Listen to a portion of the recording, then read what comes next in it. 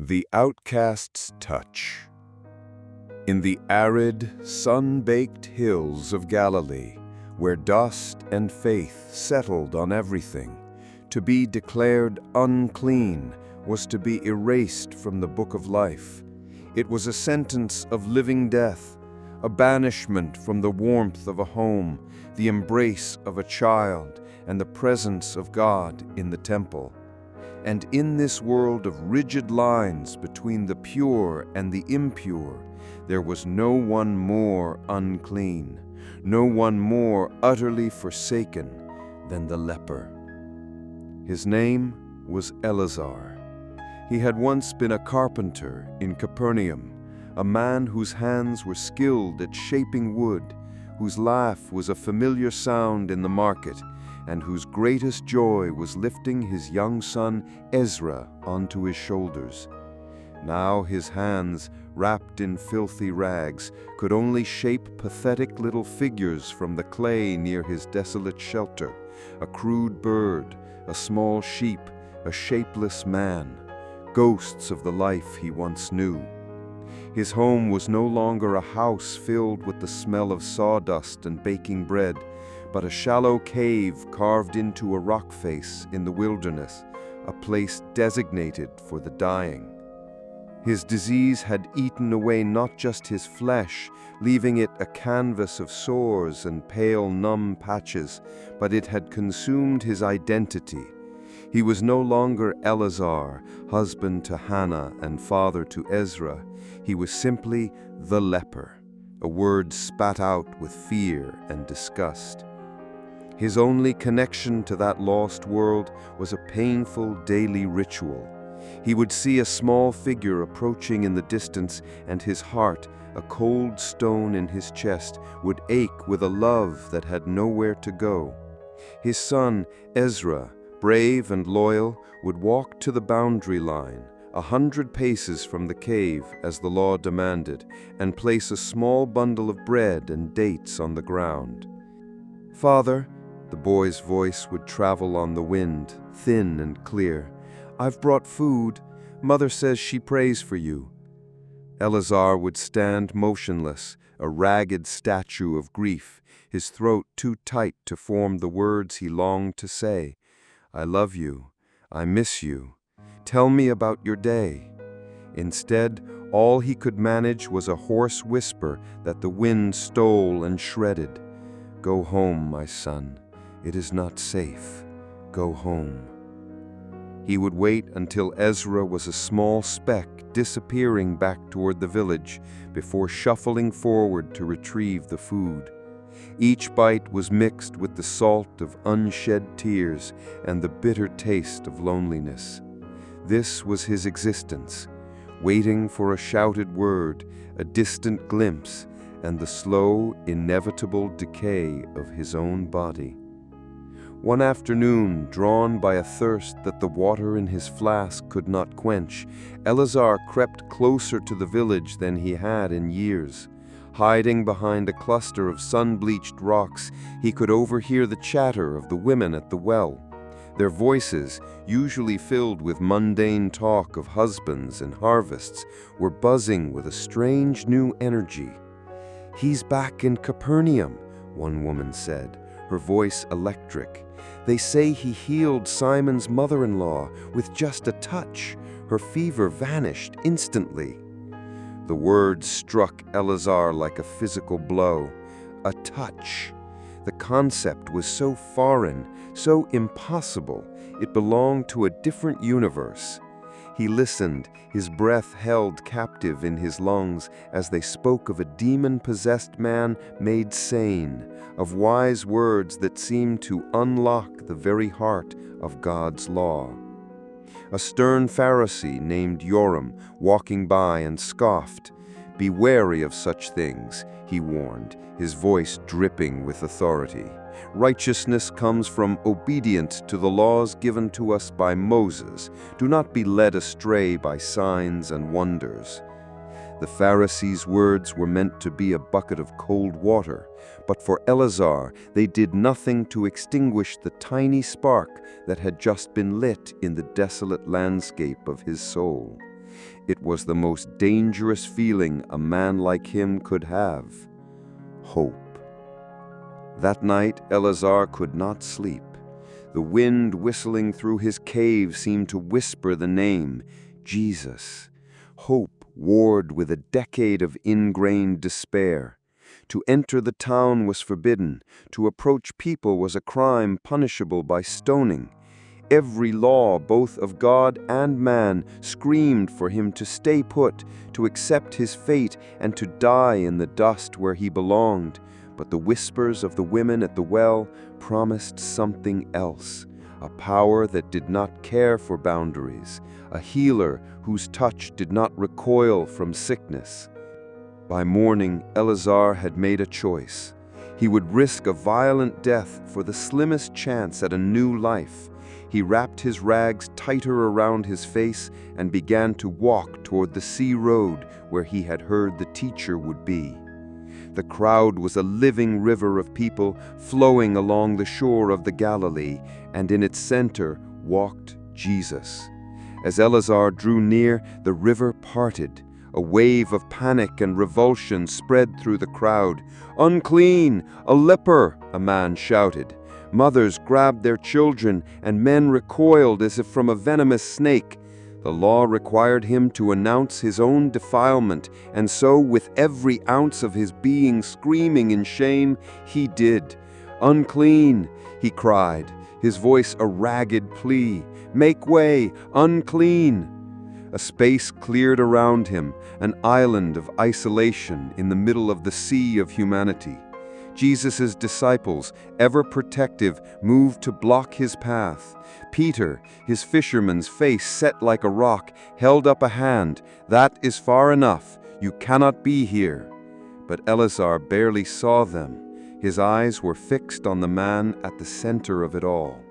There was a stillness about Jesus, a compassion in his gaze that seemed to see past the ravaged skin and into the man's terrified, hopeful heart. Summoning the last of his strength, Elazar stumbled forward, collapsed at Jesus' feet, and pressed his forehead into the dust. The world fell silent. The jeers and gasps of the crowd faded into a dull hum. There was only the dirt beneath his face and the feet of the man from Nazareth. He looked up, tears tracing clean paths through the grime on his cheeks, and spoke the most faithful words of his life. "Lord, if you are willing, you can make me clean." It was not a demand, it was a question of the heart, an acknowledgement of a power so great that it could only be subject to its own will. Jesus looked down at the broken man, and in his eyes there was no trace of disgust or fear. There was only a profound, heartbreaking love. The Pharisee, Joram, who had followed the crowd, watched with cold disapproval, expecting Jesus to dismiss the man with a distant blessing, to uphold the sacred law of separation. But Jesus did the unthinkable. He reached out his hand. A collective gasp swept through the crowd. This was not just illegal, it was insane. To touch a leper was to invite uncleanliness upon oneself, to be willingly cut off from the community. Jesus' warm, clean hand came to rest on Elazar's diseased shoulder. For the first time in 10 years, Elazar felt the touch of another human being. It was not a shove of rejection or an accidental brush of cloth, but a firm, deliberate, and loving touch of acceptance. It sent a shockwave through his entire being, a current of warmth that began to push back the cold. "I am willing," Jesus said, his voice both gentle and filled with an absolute authority. Then, looking into Elazar's eyes, he spoke the words that remade his world. "Be clean." It was as if the sun had risen inside him, A miraculous warmth spread through his limbs. He felt life, vibrant and whole, flooding into the deadened places. He looked down at his hands as the rags fell away. The sores were vanishing, the pale patches of skin blushing with healthy color, the gnarled flesh smoothing into wholeness. He touched his face, feeling not the familiar rough and broken tissue, but the smooth skin of a man he had forgotten. He was whole. He was clean. A sob, born not of sorrow, but of an impossible joy, tore from his throat, and he wept at Jesus' feet. The crowd stood in stunned, terrified silence.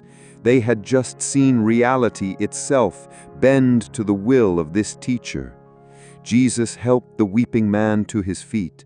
"See that you say nothing to anyone," he said, his tone kind but firm. "But go, show yourself to the priest, and offer the gift that Moses commanded as a testimony to them." With this, Jesus healed not only Elazar's body, but his place in the world. He honored the law not by keeping his distance, but by fulfilling its ultimate purpose, restoration. Elazar, his heart a drum of joyous thunder in his chest, ran. He didn't shuffle or stumble, he ran with the strength of a new man. He ran to the temple, where a stunned priest examined him, and bound by the undeniable truth before his eyes, reluctantly declared him clean. Then he ran home. When his wife, Hannah, opened the door, she saw not the monster from the wilderness, but the husband she had mourned for a decade. She could only whisper his name, Elazar, as tears streamed down her face. Little Ezra peeked from behind her, his eyes wide with wonder, before shouting, "Father!" and launching himself into his father's arms. Elazar lifted his son, holding him tight for the first time in his memory, burying his face in the boy's hair and breathing in the scent of home. As Hannah joined their embrace, the broken pieces of their family were made whole again, sealed by a miracle born of a single compassionate touch. The story, of course, could not be contained. A man's life restored is a testimony that cannot be silenced. The news of the outcast's touch spread like wildfire through Galilee, a testament that God's love did not stop at the boundaries of fear and religious law. It taught all who would listen that the deepest uncleanness is not in the skin, but in the heart that judges and excludes. It was a living parable, showing that for all the lost and broken souls who feel untouchable, there is a love that is not afraid to reach across the divide, to touch them in their deepest wound, and to say, "I am willing, be clean." The Outcast's Touch, Part 2. The Second Healing. The seasons turned in Galilee, and the memory of the miracle that had given Elazar his life back settled into the rhythm of the village. The raw astonishment of the townsfolk softened into a kind of guarded acceptance. Elazar was no longer a monster to be feared, but he had become something almost as isolating, a living curiosity, a walking spectacle. He had returned to his carpentry, his hands once again skilled with the adze and saw. The smell of cedar shavings was a daily comfort, a reminder of the man he had always been. He lived in his home, ate at the table with his wife Hannah, and could finally hold his son Ezra whenever he wished. By all measures, his life was restored. Yet a shadow lingered, thin as a whisper, but cold as the grave. When he went to the market, conversations would sometimes hush. Men who had been his childhood friends would greet him warmly, but would hesitate for a heartbeat before taking a tool he passed them. Mothers would point him out to their children, not with fear, but with a hushed awe that still drew a line between him and everyone else. They saw the clean skin, but their memory held the ghost of the leper. The disease was gone from his body, but it had not been fully cleansed from the hearts of his neighbors. He was a man defined not by who he was, but by what had been done to him. This subtle exile was a heavy cloak upon his spirit. He had been healed, but he was not yet truly whole. His gratitude to Jesus was a fire in his heart, and he defended the Nazarene against the growing murmurs of the religious authorities. The Pharisee, Joram in particular, seemed to have made it his mission to contain the story. "It was a trick of the light," Joram would say in the synagogue courtyard, "or perhaps a temporary ailment cured by suggestion. We must not be so quick to abandon the law for the sake of one man's strange recovery." Elazar, overhearing this, would step forward, his voice quiet but firm. "I was there, Joram. It was no trick.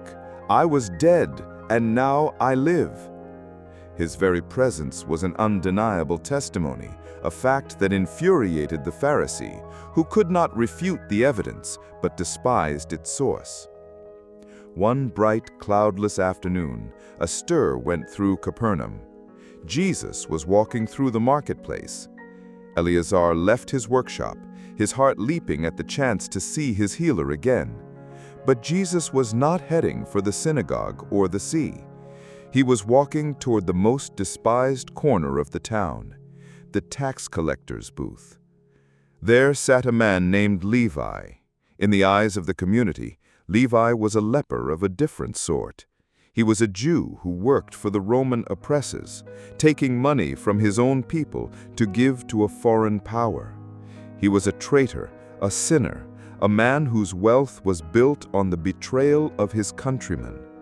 People spat on the ground as they passed his booth. He was socially and spiritually unclean. Elazar watched from a distance as Jesus stopped directly in front of the tax collector. The marketplace held its breath. Jesus looked at this reviled man, and just as he had looked at Elazar, he did not see a label. He saw a person.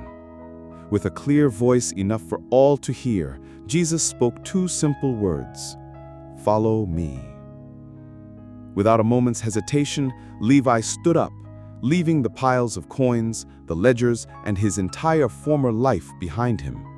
He looked at Jesus with an expression of stunned deliverance and walked away with him. The scandal was immediate and explosive. That evening, to celebrate his new life, Levi threw a great feast at his house, and the guests he invited were his friends, other tax collectors, men and women of ill repute, the outcasts and sinners of Capernaum. It was a house full of people that good society had thrown away. And to this party, Levi also sent a special invitation to Elazar the carpenter. Elazar felt a tremor of fear. To go to that house was to risk his fragile, newly won acceptance. He would be associating with the very people his neighbors condemned. But then he remembered the loneliness of his cave, the agony of being an outcast. How could he, who had been shown such mercy, now stand in judgment of others? He accepted the invitation.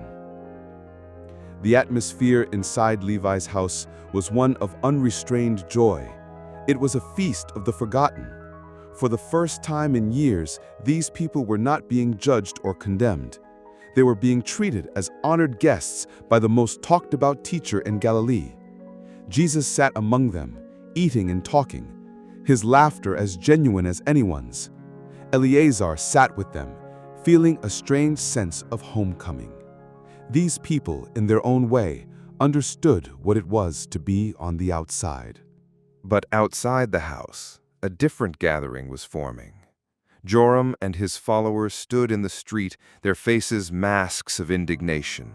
They watched the lamplit scene through the open door, their whispers sharp with condemnation. Seeing some of Jesus' disciples, Joram confronted them. "How can you justify this?" he demanded, his voice dripping with scorn. "Why does your teacher eat and drink with tax collectors and sinners? Does he not know the law of God, to separate oneself from the unclean?" Jesus, hearing the commotion, rose and came to the doorway. He looked at Joram, not with anger, but with a sad, knowing pity. "It is not the healthy who need a doctor," Jesus said, his voice carrying over the crowd, "but the sick. I have not come to call the righteous, but sinners to repentance." The words hung in the night air, redefining everything.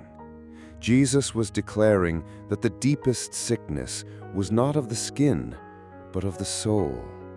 The most profound uncleanliness was not leprosy, but the pride and judgment that lived in a man's heart.